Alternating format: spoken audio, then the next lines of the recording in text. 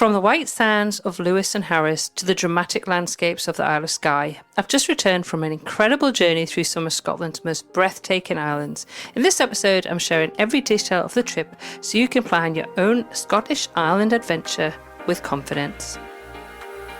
Welcome to the Global Travel Planning Podcast. Your host is founder of the Global Travel Planning website, Tracy Collins. Each week, Tracy is joined by expert guests as she takes you on a journey to destinations around the world, sharing travel inspiration, itinerary ideas, and practical tips to help you plan your next adventure.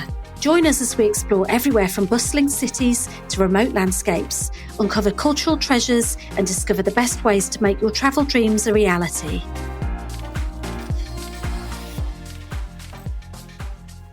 Hi everybody and welcome to this week's edition of the Global Travel Planner Podcast, episode 96, can you believe it?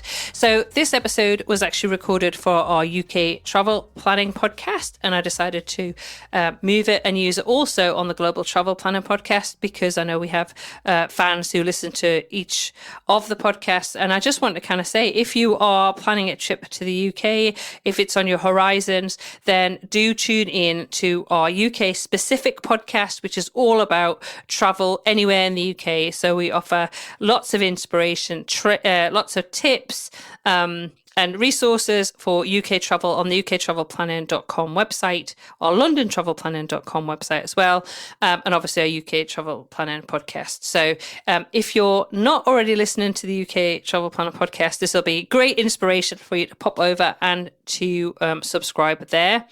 For those of you who are regulars on both podcasts, you can choose where to listen to this episode because it's available on both our podcasts for this week. But I'll be back in 2 weeks' time with a Global Travel Planning Podcast with more travels around the globe. Doug and I have got some exciting travel planned in July where we're heading to South Africa, and there's lots of other great episodes, 2 episodes coming in June, but destinations to be confirmed.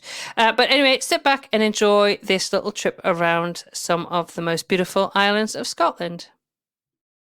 Hi everybody and welcome to this week's edition of the UK Travel Planner Podcast. Now, this week I am going to be chatting to Doug all about my recent trip to Scotland. So I have I actually just got back on Thursday morning. I took the Caledonian sleeper from Fort William down to Birmingham International where it got off, which is a fairly recent new stop. I think they've added in. Is that right, Doug? Very recent. Yeah, so that was really good. Actually, quite a few people got off, so that was good. So what we thought we'd do to make this not an episode that's going to take 3 hours to talk all about my trip is we're dividing it up into 2. So the first part will take us to Oban, but you'll kind of understand that when we go through, I'll go through what the itinerary was. And then part 2 of this will be at the end of June. So you need to subscribe and then you won't miss an episode. And that will be the second part of the trip, which I did actually on my own when I went to the island of Mull and used public transport. So that'll be a good one to chat through about Mull and Iona, but that's coming at the end of next month. So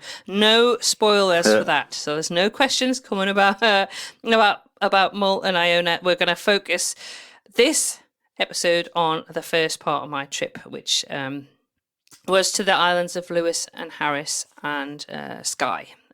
So anyway, Doug, do you want to take it away and just chat to everybody about where are you at the moment? You're in Australia. That's right. I'm in just outside Brisbane in Australia.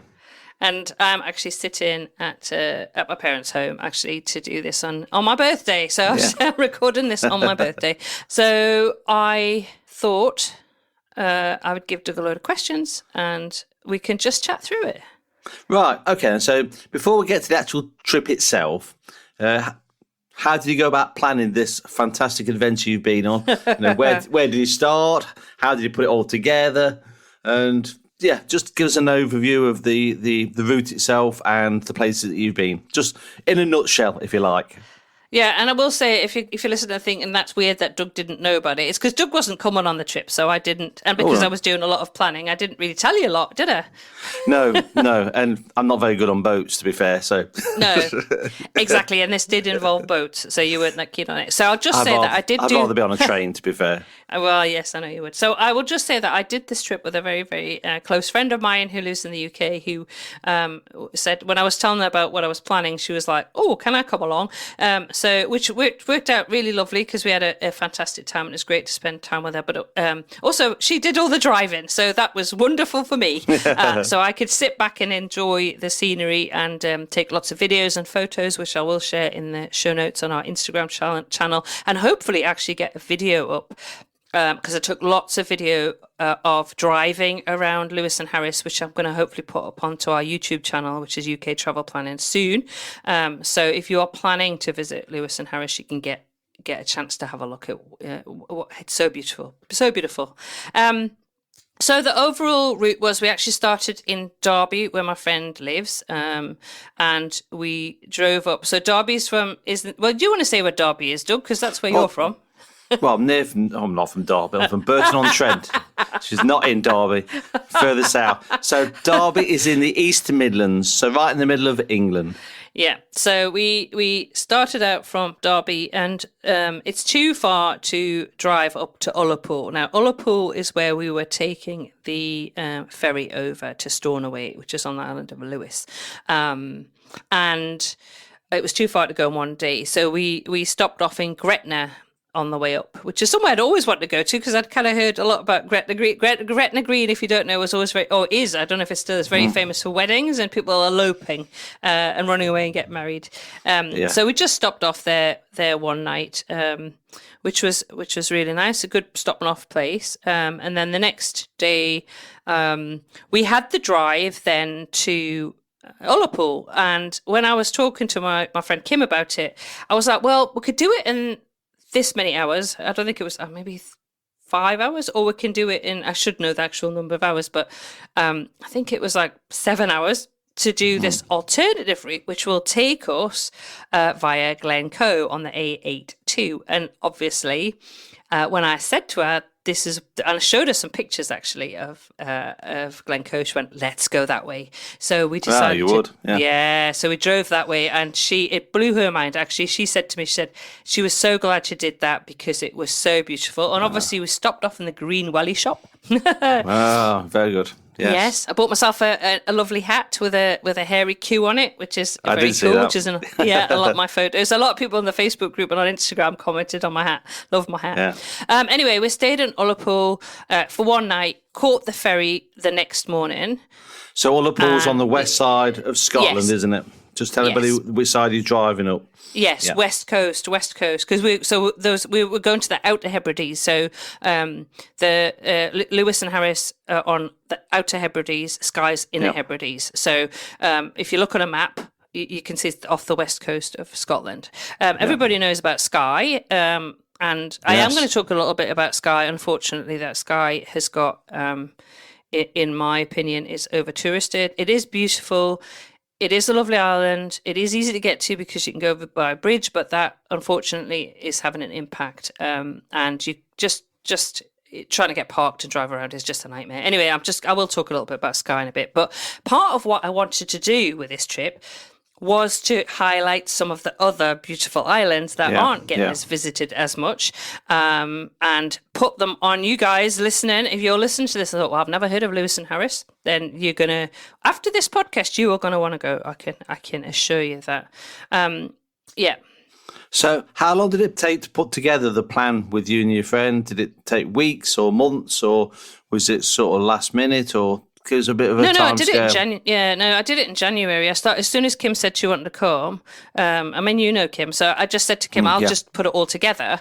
But obviously, I was doing a lot of other stuff at the same time because we were going to the Philippines as well. So if you want to listen to our Philippines trip, you can. That's on Global Travel Planning podcast. So I needed to get the bare bones of it done because what people often think is they can wait to go to some of these. You cannot wait. You cannot just think, oh, I'll wing it with accommodation. You just can't. You've really got to look. The things that you need to do first are ferries. You need to check the ferries. So CalMac ferries.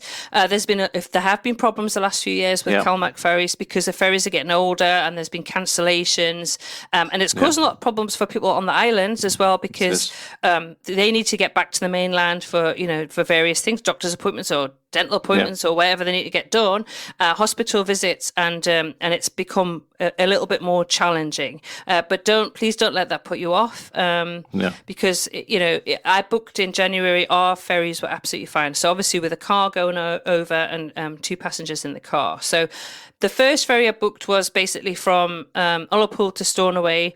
The second one was from Tarbert on Harris to Uig on Skye, Port of Uig on Skye. And then I did have another ferry from Oban to Mull, but I'll talk about that in the next podcast.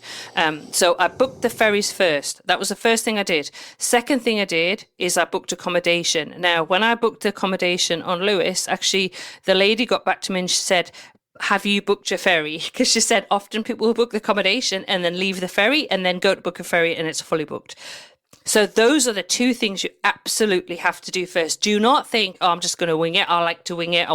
Some places you can do that. You cannot do that if you're going to these islands. You really can't. You need to book.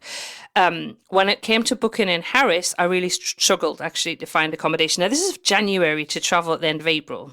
Beginning of May, and I struggled. So I turned to Airbnb, which I don't use that often, but I kind of went, I'm going to have to look on Airbnb. So I will talk about the different accommodation when we get to it that we stayed in, because we did stay in hotels, we rented a house, we stayed in Airbnb. So different types of accommodation.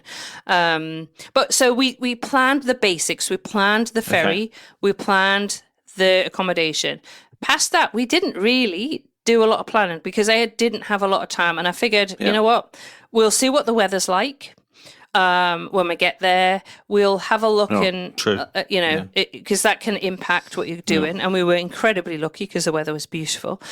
Because you don't want to be driving around the island to go and see beaches if it's pouring down with rain, because you're not going to, not the best. Anyway, so I did a little bit of research about things like beaches and stuff like that and things to see, but not detailed planning. Yeah.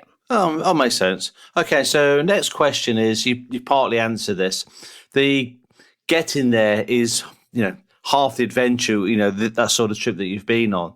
So the drive up to Ullapool, I know you sort of mentioned the ferries as well, but the drive up to Ullapool itself, I have been there myself as well. So do you sort of advocate getting there early and explore, or just arrive into Ullapool, catch the ferry and go? Is it a place to visit? Is it a place to hang around? Or, what's your take on the drive up to Ullapool? Oh, well, the drive up was beautiful because I say we went through Glencoe. So do that. Do the 8-2 because you get that drive through Glencoe. So add that in. Honestly, do not go the quick route because we knew the ferry wasn't leaving until I think it was 10:30 the next morning. So we wouldn't have made that drive anyway. So I knew we were going to stay in Ullapool overnight. Now, time of year that we're traveling, end of April, beginning of May, light night. So it was light until after 9 o'clock. So it didn't really matter what time we arrived because it was still light. We could enjoy the sunset over the bay. It was beautiful. Ullapool is beautiful. It's very small, but it was just beautiful view. We sat in the restaurant, the hotel that we were at, and I'm going to give them a huge shout out in a minute because the staff were amazing at this hotel, and I always do. I stay in lots and lots of different accommodation all over the world, but I'm going to give a special shout out to the staff at this particular hotel. But anyway, I'll talk about that later. But we were very close to where the ferry leaves, like literally 2 minutes. So we had to go and park the car up about 45 minutes or so before, and you kind of queue your car up, and then they just say, leave your car and then come back. So then we just had a little bit of a walk around, just watch other ferries coming in. And again, then we had beautiful weather. So I just do that and enjoy the drive up to Ullapool because it is lovely. And it's actually the drive into Ullapool itself. I'd forgotten how amazing that drive is, just how beautiful. Incredible. It's like a bit otherworldly. It's like a completely different landscape. So I took lots of video of that because I was kind of going, I forgot how lovely this is. The ferry crossing was easy. You would actually been fine. I know you don't like boats, Doug, but actually it was smooth as anything. It has to be very smooth for me. Very smooth. It was very smooth. Seriously, it was just literally flat. Good. And how long is crossing across? How long is that? 2 hours of 40 from Ullapool to Stornoway. Right. So that's a bigger ferry because there seemed to be, there was a lot of cars got on that. So, and then you go on. Well, you've done the ferries before. You just drive on. They're very, very well organised. You drive on, you park your car, and then you go up and sit, and you can, watch. I went outside quite a bit and did some videos. So again, I'll share that. So you can just kind of chill out on the ferry itself. Yeah. And your first views of Stornoway, what was your thoughts on that the first time you saw it? Well, what was interesting, as we were coming over to Lewis, that the cloud was quite low, and so we were kind of going through the mist, and the ferry was making the sound. So it was really moody. Obviously warning any small boats that probably wouldn't have picked up. So so that was really cool coming into Stornoway, and then we kind of we arrived and we did a bit of stocking up at the Tesco in Stornoway just to get some food, because the first place that we're staying at in Lewis, we'd rented a house for 3 nights. Yeah. Okay, but you do actually need a car when you're driving on Lewis and Harris, don't you? I would say so. I mean, I didn't do public transport for Lewis and Harris, but I didn't really spot any buses, but I did ask Kim, and she said, because obviously she was driving, so I was too busy just oohing and ahhing this evening. Yeah. She said we did pass a couple of small buses, so I assume that you could. I definitely could on Mull, but I would recommend really for Harris and Lewis that you have your own car, and then you've got that freedom to travel around when you want. Yeah. Because it was just easier. But and I know you're probably going to ask me about the roads now. Well, that was coming up in a second. I was going to say, is there anything that caught you by surprise, the roads or the signs, or was there anything, sort of hidden hazards like sheep on the roads and things like that? Well, I'm going to say that because we're there end of April, May, there was just lambs everywhere, literally everywhere, and they're all over the road as well. They run across the road. You have to be really careful. We did pass some people who were driving far, far too fast, and if you've got a ewe on one side of the road and the lambs on the other side, if the car's coming, it will dash over to get to its mum. And I've heard reports of sheep being killed, lambs being killed. You really have to be careful. Now, a lot of the roads on Lewis and Harris are single track. Majority, actually. The one road that we first went on when we got the ferry, which was direct, we were staying in Carloway, which is on opposite side of the island to Stornoway. We drove along this single track road to get to the accommodation, and Kim had to really concentrate because it was kind of dropping into peat bogs. And then we realised actually there was kind of a dual road which went round the island. We kind of cut through the middle of the island, but after that we didn't do that road again. But Harris was single track, was mainly single track to where we were going, and so Kim had to really concentrate, on those roads. Passing points, was there on the single lane? Yeah, a lot of passing points, and I did share in the Facebook group and on Instagram, and I had a few comments going, "What do you do? What do you do if something's coming towards you?" Well, there's passing points, quite close together. So the main thing is to know how to use a passing point, so that the car, if you're on the side, you'll pull in and let the car go straight round you. So make sure you do not park in and get off to have a wander around in a passing place, because that's not what they're for. But they're clearly signposted, though, are they? Mostly? Oh, yeah, absolutely. Yeah, absolutely. And very, very regular. So I don't think at any point, I think once Kim had to reverse because we kind of met a car in between passing points and they didn't want to reverse. So poor Kim had to reverse. A couple of times actually she had to do the reverse. And so, so make sure that you're happy that like you can reverse your car. So that's important because some of those drop-offs were quite steep.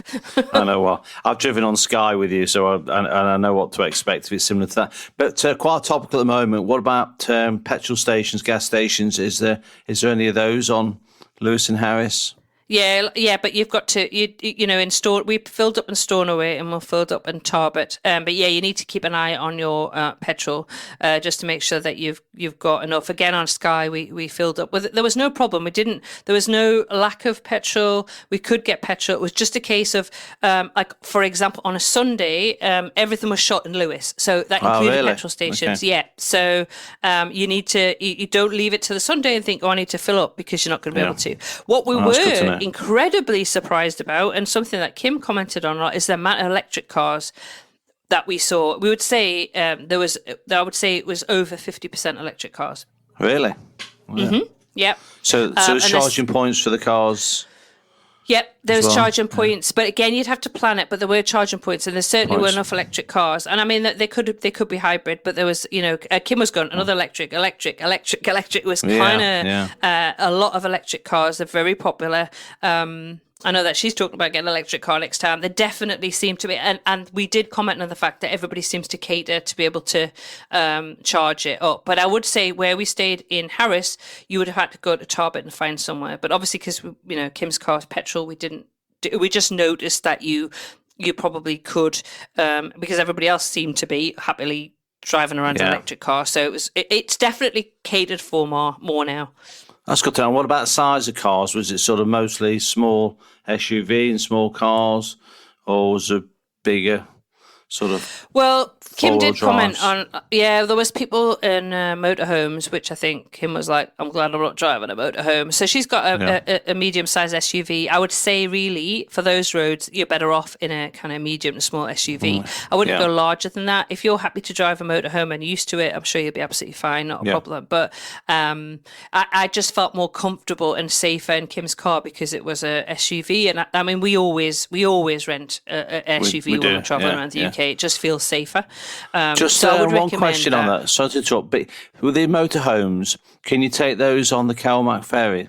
Yeah, but it'll cost you more, obviously, because you've got to give the size of your vehicle. You have to say your size of vehicle. But yes, you can. And yes, there were people driving them around. So we did see them. I would say Harris is far more harrowing in terms of driving. Really? I mean, Kim knew the road really well from where we're staying back to Tarbert. But, give yourself plenty of time when driving. We had to get the ferry from Tarbert to Uig on Skye. And we give ourselves plenty of time for that drive because you don't know what you're going to pass, you're going to stop, you could have sheep in the road, we had cow in the road, you those sort of things that you're not used to when you're driving around kind of main roads in cities or on the mainland are just all very realistic possibilities that you're going to come across. That's good to know. Okay, so let's talk about accommodation. So where did you stay across Lewis, Harris and Skye, and how did you approach the subject of food? Because obviously it's, I've been to some, not Lewis and Harris, but I've been to Skye, so I know you have to plan. So, things like self-catering and eating out, or was it a mixture of both? Right. Well, first of all, I will say, if you've been following me on Instagram, you'll know that I got caught out for this on the Islander Mall, and you'll find out what happened. Because sometimes we get caught out as well. And actually, I was talking to Sally Ann from North Coast Explorers yesterday for a podcast, which will have been out, which is actually coming out next week, which is all about summer in the UK. And she said about making sure you make reservations, Tracy? And I went, yes. So first of all, we had self-catering. So let's talk about Lewis first. So we had a house, so self-catering. So we did go to the Tesco, and there's a co-op as well in Stornoway and stocked up. So we just took kind of breakfasty stuff. We did eat out because we're out all day. So we ate at the Uig Sands restaurant. Oh my word, you have to eat there. The view is spectacular. I mean, we had a beautiful sunny blue sky day, and the view from that restaurant is wonderful. It was a set menu, but really good. Really loved that. So that was really good. And then for on the Sunday, because we're there on the Sunday, we had a Sunday roast at the Doonan Hotel. Hopefully I pronounced that correctly. I will just mention, actually, because I skipped this, and I did want to say, is you did ask me about signs. Signs are in Scottish Gaelic as well as in English, because Scottish Gaelic is commonly spoken on the islands of Lewis and Harris, particularly Lewis, I believe. So you'll see a lot of, and you'll probably hear somebody speaking Scottish Gaelic as well. We certainly did in a couple of shops. So if you think, I don't understand that, that's probably why, and you'll see that the signs will, I think they were in Scottish Gaelic first and then English. So expect to see that. So I think Doonan Hotel, excellent Sunday roast. So again, we booked that. You need to make sure you book. We did look at that and plan ahead and book it. So that made things easier. But you really need to do a bit of research on the restaurants. How did you book? You booked online. Okay. Yeah, online. In fact, online, I think the Doonan Hotel, I think Kim phoned them. I think she phoned and booked that. The Uig Sands restaurant, we just kind of turned up and we were fine. We managed to get in. That was a Saturday. And we also ate in Stornoway at a lovely fish restaurant. I didn't have fish because I know everybody's going, I don't think you like fish, Tracy. I didn't have fish, but they did have alternatives as well, which was really nice. When we went down to Harris, I cooked dinner on the first night. We stayed at an Airbnb with the wonderful Alistair. Hello, Alistair, and Ross, his dog. I'm going to talk a little bit more about Alistair because I loved the stay with Alistair. It was just fantastic. It was one of the best parts of the trip for me. But yeah, so food is an issue. So make sure you stock up if you're staying in somewhere like a lot of Airbnb and self-catering on Lewis and Harris. So you can take your own. And then the second night when we stayed down in Harris, Alistair invited us for dinner. So he cooked a lovely meal. Oh, very nice. So which was really, really nice. And we had breakfast. So we made sure, for example, in Skye and on Harris, we had breakfast. So Alistair did breakfast. Obviously, when we were in Lewis, we just made our own breakfast before we went out. So there was a fridge and everything in the accommodation. So I will link to all of the different places we stayed, and there'll be photographs as well, so you can check all of those out. Food was really good, actually. Obviously, a lot of seafood, and I'm not a big seafood fan. But if you are, you're going to be in for a treat. Yeah. But otherwise, the food was good. But you need to really plan ahead, do a little bit of research. I think I tend to always slip up on food because I do enjoy my food, but it kind of always goes out the window, and then I go, oops. Skye, we just ate. Well, we had planned to eat in the hotel on the first night, and then they sent us an email because I sent an email to book, and they went, and that was the Skye Inn in Portree, and they were like, we're not actually that particular night. The restaurant was closed. We did eat there the next night. So we went out trying to find somewhere to eat, which again is not that easy because it's even at that time of the year, things are not necessarily open because it's not even though they say it's not high season and you can't get parked or anything. So I kind of think maybe they should be rethinking when they say it's high season. So that made it a little bit more difficult that first night. So we had kind of planned it and then kind of went, can't do it. Yeah. What you can do is eat on the boats, the ferries actually. And we did eat on the ferry because I got the message back from the Skye and saying they couldn't do dinner. We actually ate on the ferry. Some scampi and chips on the ferry. So there was a plan B. Yeah. Just make sure you've got stuff. And I mean, the main thing for me is make sure I can get a cup of tea and definitely just have a biscuit. But So and also, I know we're talking about where we stayed, and so I really want to give a big shout out to the hotel we stayed at in Ullapool, which is a small. As I understand, a small family-run hotel, and that's a Royal Hotel in Ullapool. I cannot recommend this place highly enough. So if you are going to go and catch the ferry over to Lewis and Harris, or you're going to catch a ferry from Ullapool, Royal Hotel in Ullapool, a huge shout-out, particularly, I'm going to say the food was fantastic. So Chef Paul, wow, we absolutely loved it. And a big shout out to the staff in the hotel, particularly Sean and Ricky, who I said I was going to give a shout out for. I've got a picture of myself, I think it's with Ricky, because he was there at breakfast. But it was just fantastic. They were absolutely wonderful with everybody, but just totally professional they were just so just friendly, talking to us, chatting about stuff. I mean, it really was. They were really absolute standout of all the places we stayed, where you just went, well, that was over and above. So makes a big difference, doesn't it? Makes a big difference. It was just great. It was just. They were just brilliant. So I can't. I'm going to wax lyrical for the whole podcast, but I just want to say they were just fabulous. So honestly, do yourself a treat and go and stay at the Royal Hotel at Ullapool if you're going to be catching the ferry, or if you're just going to stay in Ullapool, go and stay there because they were great. Fair enough. Well, it's part of the North Coast 500, so if you're just doing that on the mainland, bob in there at Ullapool. Yeah. Okay. Yeah, absolutely. So the next question. So I'm sure you could talk about this next question for hours on end. So what are the experiences on Lewis and Harris that listeners genuinely cannot skip? And are there any Well, are there any sort of good online, but not really worth the detour? I'll try to put that diplomatically. No, honestly, I'd go everywhere because it's. I mean, it depends what you're going for, but I assume you're going for like wildlife, scenery, beaches. The beaches are beautiful. Well, they're famous for the beaches. They are famous. They are. I mean, Lewis and Harris beaches were just. I mean, it just seemed to get better and better and better. The first day, actually, I did plan a trip to see 3 of the beaches. So I went to Uig Sands, Cliff Beach, and Reef Beach. I'll share pictures, and I probably aren't going to be able to pronounce all the different names of the beaches that I should. So apologies there. Yeah. But and then on Harris went to Luscantire, which again is just. I tell you what, the beaches are. They're just outstanding. They're huge, absolutely huge. And the water is just clear, beautiful blue. I'd seen photos before, and just thought, oh, this can't be right. I'd actually followed an artist called Hope Blameyer, who does a lot of paintings of beaches on Lewis and Harris, and actually was very lucky to. She's got a shop in Harris in Tarbert, so popped into the shop, bought a few things there, and so I'd kind of been inspired over the years by looking at all these beautiful paintings and photos that she'd shared.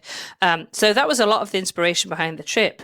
So it was wonderful to pop in the shop and have a look at it. So her paintings are beautiful. Fantastic. And they really reflect the beauty as well of Harris and Lewis. So just the beaches are beautiful. Go for walks on the beaches. That's what we did. That's what we enjoyed. The Callanish Stones, which are the second most important archaeologically to Stonehenge, apparently. And there's Callanish. Yeah, there's part 1, part 2, or part 3. Probably just 1, 2, and 3. I'm making it part 1, part 2, part 3. But anyway, the main ones at the top of the hill are just fantastic. I did go to Callanish 3 and get some pictures. I didn't go to Callanish 2. They're kind of you can kind of see from 1, 2, and 3. So obviously, I don't know if whatever they were doing, that they could all see what each of them are doing. I don't know. Anyway, these are so old, and I should know how old these stones are, like thousands and thousands of years old. Wow. And incredible. They're huge as well. You're like, how did these people get these stones up here and stand them up? And I should know more about their meaning and stuff, and I don't. So I will apologize, because I just get overawed by these things and just go, oh my goodness, aren't they amazing?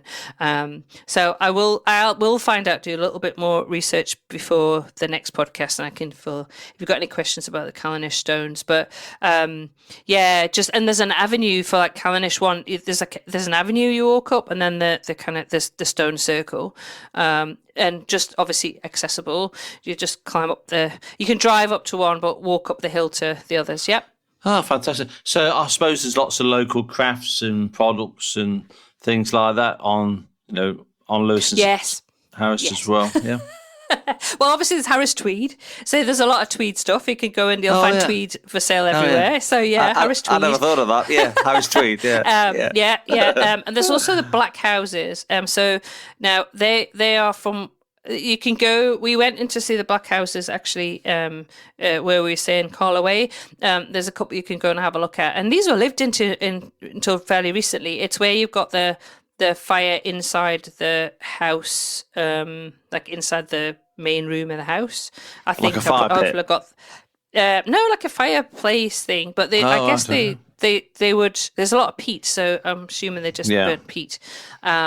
It's where people lived, and they've got stone roofs. I'm gonna get this right. Stone roofs. I've got lots of photos. Had a look round and went into the museum briefly to have a look around. So they're really famous, the blackhouses.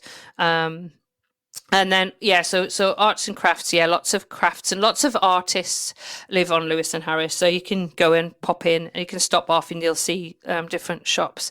And we did have one beside where we were staying, and I popped in there and the lady was lovely, and I got some photos and videos in her shop and did buy a few things. No wonder you want me to bring an extra suitcase.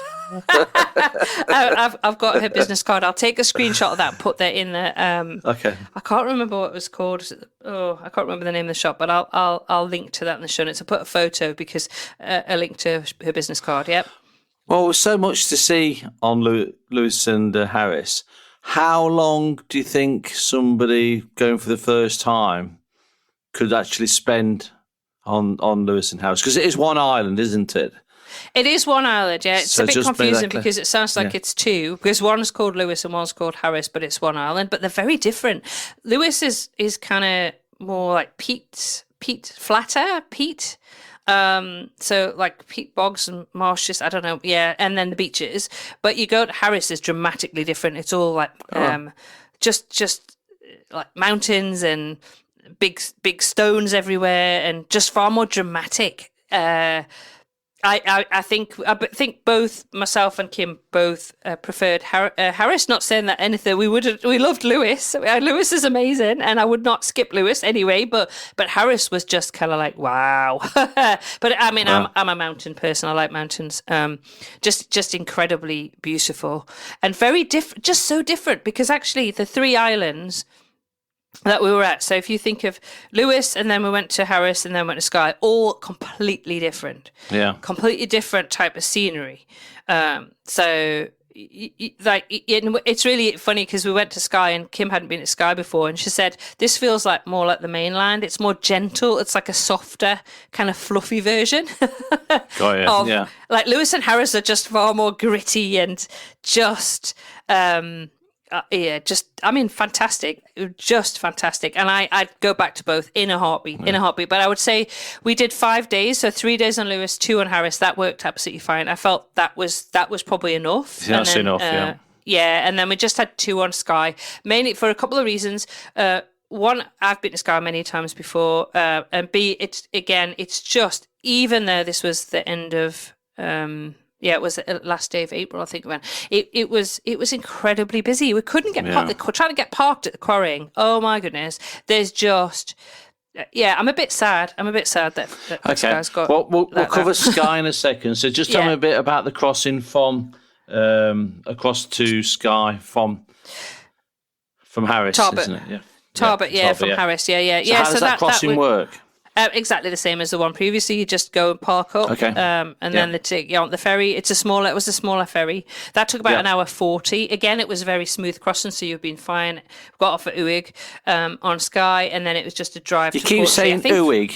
You keep saying Uig. Just tell everybody how you spell that, would you please? Yeah, UIG. Not egg, as I called it. No, I did look it up and I did ask the locals, and it's Uig. Yeah, okay. Uig. I think it means bay. I think it actually means bay. Some of these, obviously, the words Celtic. It means different things. So Uig's bay, which is why you'll find an Uig on Lewis and Harris and an Uig on Skye. And there's Uigs everywhere. Right. But yeah, so that was an easy crossing. It was no problem. The main problem we had is that we were driving from Uig to Portree, and they closed. There's not many roads, and they closed the road to resurface it. Oh wow! So we sat for nearly an hour before, and then said, "Oh, we're only going to open the road at 8 p.m." So by the time it got to 8 p.m., I can tell you how many irate, because all of the people off the ferry, if they just waited for the people off the ferry to go into Portree, it would have made a life, but they decided to close it. And we were a bit like, well, they know the ferry's coming in with all these people. Yeah. Anyway, so that was a bit of so there was a lot of irate people kind of going, right, so we had to wait 55 minutes to them, and then they opened the road and went, we can go. Imagine how many people get on Skye coming from Lewis and Harris, and all of a sudden across onto Skye, there's a lot more traffic anyway. Oh, yes. Because the certain amount of people that go to Skye is... it's exhausting. It's easy. Yeah, it's easy to get to Skye. The roads are the main roads are better on Skye in terms of they're pretty good. But once you get off into single roads, they're not so good actually. I think they were better on Harris. A lot of the Harris and Lewis, the single roads were better. I do remember a lot of potholes on Skye. Potholes on Skye. Yeah. And the problem with Skye is just, as I say before, you just can't get parked. Just volume of people. It's just the sheer volume, because you can drive over. It's easy now. People can just drive over on the bridge. So it's less hassle to kind of organise to get there. It's difficult to see the things on Skye because there's people all day long, waiting to see. Yeah. So there really is no quiet moment, is there? You just got to be lucky and wait. Yeah, because we've done it early in the morning. We got up so early that the mist hadn't... Remember when we went to the quarrying last time, and we had to sit in the car for like an hour, and even then trying to get parked, it's not easy. You have to pay for parking as well, and there's you just can't get. There's just so many people, So that's a bit of a shock to the system after Lewis and Harris, where not so many people. But so let's talk about budget and timing. So you've already said what time of year that you visited because you've not long got back. So it's hard to say about spending because obviously everybody has different budgets. But just give us an idea about costs of things and food and fuel if you can. Not easy. Well, fuel at the minute has gone up in cost. Yeah. So again, that's difficult to kind of. I'd say the main thing people were worried about is not getting fuel, but you could get fuel. Yeah, that's true. In terms of the ferries, obviously these are booked in January, and this is for 2 passengers and a car. But it's going to depend on the size of your car. So the ferry over from to Stornoway was about £95, and then the ferry to Uig was about 58, 59, I think, or 50. Right. Am I right in 50? And then accommodation, obviously I was sharing that. So that varied. It's not cheap, I have to say to you, because there's a lot of demand for people going over, if they're going to Harris and Lewis, and there's only a certain amount of places you can stay. Sure. So it's not cheap, but it's good. So as I say, the first place we had a 2-bedroomed house, which actually was 3-bedroom house, which was really nice with everything included. So kitchen and could wash stuff and all the rest of it, which was lovely. And then we stayed in Harris. We stayed at Alistair's Airbnb. So that Alistair is fantastic, and I just had an amazing time. I've shared some beautiful photos. I went for a walk with Alistair and Ross. Yeah, his collie dog. One evening. Because he does that twice a day, takes the dog for a walk around. So that was, I don't know how long it took, maybe an hour or so, and it was up and down and around. He's like a mountain goat. He was unbelievable. And I was like, there's me with my stick struggling. It's a bit marshy at paces, but oh my God, the view. And then I planted a tree as well. So there's Tracy's tree in Alistair's place. And Alistair was, what a fantastic guy. What a place to live. So his mum was born on Harris, so he's got that connection, and he used to travel there all the time as a child. You told me so many amazing stories, and he decided that's where he wanted to retire to, so built his house, which he has an Airbnb. Oh, fantastic. And just fantastic. Absolutely. Just loved Alistair. So I'm hoping I can share this podcast and he can listen to know how much he was appreciated, because he truly was. And he lived in Australia as well, part of his life. So we're talking about, he lived in Perth. So we talked about that. Yeah. Fantastic. So it was great. Yeah. And just going out with Ross, the dog, and it was lovely. It was so relaxing. Now I will say, and I kind of learnt this from Mull. I think there's a lot of bird watchers out there. So I'm sure there's lots of bird life as well on Lewis and Harris, which I probably didn't appreciate as much as I did until I went to Mull and people went, oh, look, there's a white-tailed eagle and there's a golden eagle. I was like, oh, wow. So I assume there's also fantastic bird life on I bet there is, Lewis and Harris as well, yeah. But yeah, the weather was really good. We were very, very lucky. In fact, when we were shopping in the Tesco, the cashier was saying, you're so lucky, the weather is perfect, because they've had a lot of rain. And we literally had sunshine and as warm as it's going to get for those islands. So it was still pretty, it wasn't 30 degrees, put it that way, but it was warm. I had my jacket on. I still had a hat and scarf on, but it was beautiful. Sunglasses on, enjoying that. As I say, there wasn't a lot of wind. So there used to be trees apparently on Lewis, but maybe Lewis and Harris, but there's not anymore, because apparently, now I don't know if it's true, the Vikings burnt them all down. So and now they've got peat bogs. So don't quote me on that. But so there's not, but they say there's quite windy, those islands, but we didn't have a lot of wind. So yeah, it was good. It was really, really good. Sounds like a fantastic trip you've had. So if anybody's listening to this and they're actually looking to do something similar, what does the planning checklist actually look like? And is there anything you'd do slightly different next time? No, I think it worked out really well. I think the mountain nights was good, the 3 and the 2, because obviously after that I was going to Skye and then I was going to Mull, and I had 5 nights in Mull, so that worked really well. Probably just spend, I don't know. I think if you're driving yourself, maybe just take a few, just take a few groceries and stuff like that with you, but you can buy them. You can buy those in Stornoway. Just if it's important to you about, knowing where you're going to have dinner, then you do need to plan that ahead of time. If you're not in a place where you can self-cater. And what about the time of year that you went? Would you say that is a very good time of year to go, or would you go slightly different time? No, I think it was actually perfect. Yeah. I mean, we didn't have any midges, but midges, whatever how you want to pronounce them. But I think they can be a little bit of an issue. But there's lots of. It depends on the weather again. But I think in the summer they can be a little bit more annoying. Yeah. But again, like a bit of breeze and stuff, and that kind of. They don't like breeze, and they don't like sunny days. Apparently. So we didn't have any issues with that. It was quiet on Lewis and Harris. But again, there's only a limited amount of people that can go there. And I was actually talking to, again, some of the locals, and they're quite happy with the volume they've got because they are concerned that they don't have the infrastructure in place, a bit like Skye doesn't, infrastructure in place to deal with a huge influx of tourists, that's for sure. Yeah. And I don't think they do. I don't think they'll be able to cope with it. So it's probably as what it needs to be at the moment. I don't think they're particularly. I mean, I don't know. I think it has been quiet this year. I think there's a little bit concern about it's quiet and whether that's due to the ferries or whether that's just due to tourism in general is a little bit down this year. But just be aware things like on a Sunday in Lewis things will be shut.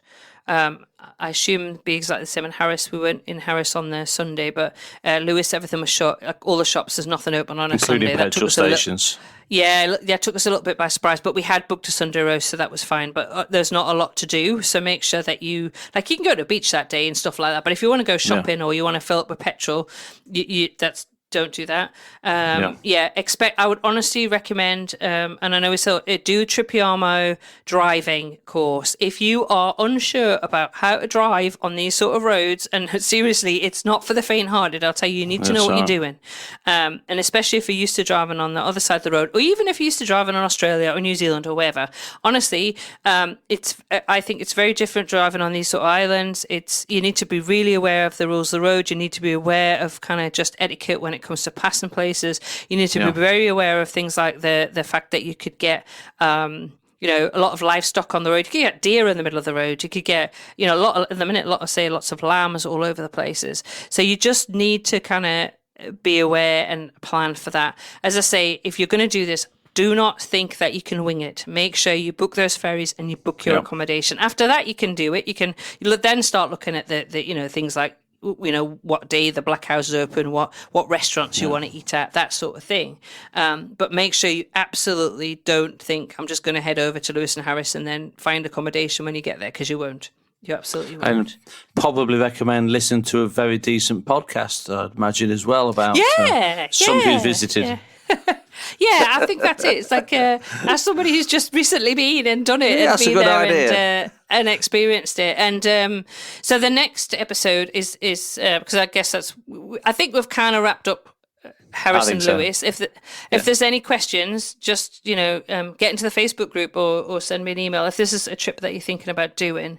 So the next episode I'm going to be talking about. So we left Skye, drove down to Oban. I had originally planned to get the bus from Fort William down to Oban, but then Kim decided she was going to come down to Oban as well. So we did that drive. I stayed in Oban one night, and then I spent the next 5 nights over in Mull. Now, I did all of that and actually came back over from Mull to Oban and up to Fort William to catch the Caledonian Seabird. That was all done solo and public transport. So I can talk a lot in the next episode all about Mull, all about Iona, the places I stayed, how I got around, how I found it in that episode. So that was a solo. That was just me going and doing that. I will look forward to that. Made a few little mistakes. It was really good. Actually, talk about the public transport, which is particularly what I want to do because we're often asked about that. So again, met lots of lovely people. It was really, really good. I thoroughly enjoyed it. I absolutely love Scotland. Been going since I was knee-high to a grasshopper, is that the term? So feel a very strong attachment. And I know everybody says their relations are Scottish, but my maiden name was. So my grandparents were from Scotland, from actually near Callendar. So yes, so it's always really fun when I'm in Scotland because my maiden name is a Scottish name, and I see it everywhere, just different spellings, which is always really fun. I think that was that gives everybody an idea of what we did. I'll put in the show notes. Well, thanks for chatting to me about this, Doug. Not a problem. I'm sure I made you jealous and you'll be wanting to do the trip. Jealous about being there, not jealous about the sea travel. You were lucky. Yeah, but honestly, you were lucky. It was very, very, very smooth. You were very lucky. Easy. I will put in the show notes, I will put links. Hopefully I'll get a YouTube video up, just time-wise at the minute. And then I'll put a link to some photos. I will put links to the accommodation and some of the restaurants that we ate at as well.